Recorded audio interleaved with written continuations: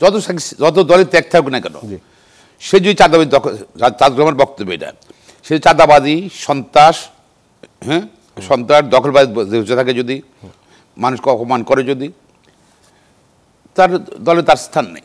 বুঝাচ্ছি বিএনপি দল করতে হলে দলের সিদ্ধান্ত মানতে হবে, মানুষের জন্য কাজ করতে হবে। আমি একটু বর্তমান রাজনীতিতে আমি মনে করি ওটা রিজনেবল।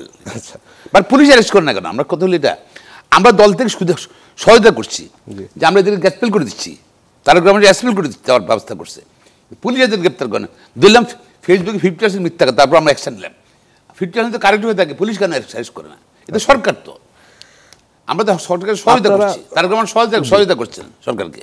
পাটগ্রামের যে ঘটনাটি ঘটেছিল, এরপর জামাতের আমির বলছিলেন যে এই পরিস্থিতিতে কিসের নির্বাচন, কেমন নির্বাচন, এবং আজকে আমরা দেখছি যে জামাতের একটা বিশাল মহাসমাবেশ হয়েছে, 10 লাখ মানুষ তাদের সেখানে মানে জমায়েত করবার তারা আশা প্রকাশ করেছে, এবং আসলে অনেক মানুষ এসেছেন। এবং সেই অনুষ্ঠানটিতে বিএনপিকে আমন্ত্রণ জানানো হয়নি, যদিও আমি দেখলাম যে এনসিপিকে জানানো হয়েছে। আপনাদের এই যে দীর্ঘদিনের রাজনৈতিক সহযোগী আমি বলবো, এই জামাত কি বিএনপিকে কোনো মেসেজ দিতে চাচ্ছে আগামী নির্বাচন ঘিরে? প্রত্যেক রাজনৈতিক দল তার নিজস্ব উদ্দেশ্য আছে, আদর্শ আছে, ইশতেহার আছে, সে আগামী।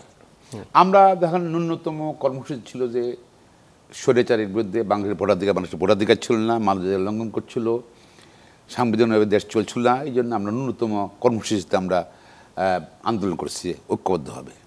আমরা এটা সবসময় বলে আসছি, কিন্তু আওয়ামী লীগ তো আমাদের গালি দিত সবসময়, বিএনপি জামাত বলতে সবসময় বলতাম যে আমাদের রিচু কর্মসূচি আছে, ওদের রিচু কর্মসূচি, আমরা ন্যূনতম কর্মসূচিতে করছি।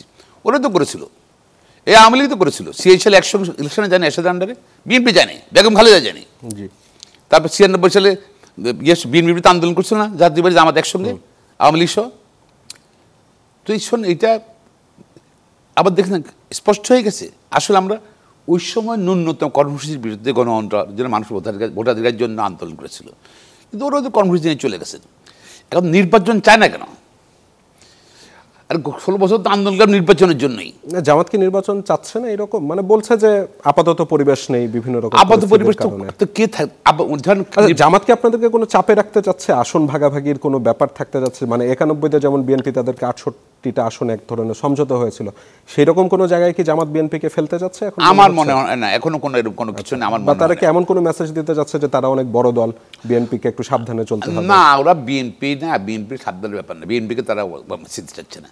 তারা আসলে এখন তো একটা সরকার, তার অন্তর্বর্তী সরকার, তারা মনে করে সরকারের অংশ, তার ব্যবসা বাণিজ্য করতেছে, ব্যাংকে অনেক ব্যাংক, অনেক ইউনিভার্সিটির ভাইস চ্যান্সেলর হয়ে গেছে, মনে সরকারের অংশ। যেমন এনসিপি মনে করতেছে তাদের লোক তো এখন এনসিপির তো প্রতিনিধি অলরেডি সরকার আছে, তারা মানে সরকার আছে, এনসিপির প্রতিনিধি না, মানে তারা একসাথে আন্দোলন করেছে, একসঙ্গে আন্দোলন করছে, ও রয়ে গেছে, ওরা রয়ে গেছে এখানের মধ্যে, এরা এখানে চলে আসছে। এই আবার যেরকম ওইখানে শিপ চলে যাবে বা ইলেকশনও করতে পারে পদত্যাগ করে, সেটা তো সময় আছে। তো ওদের দলের লোক তো প্রতিনিধি দল।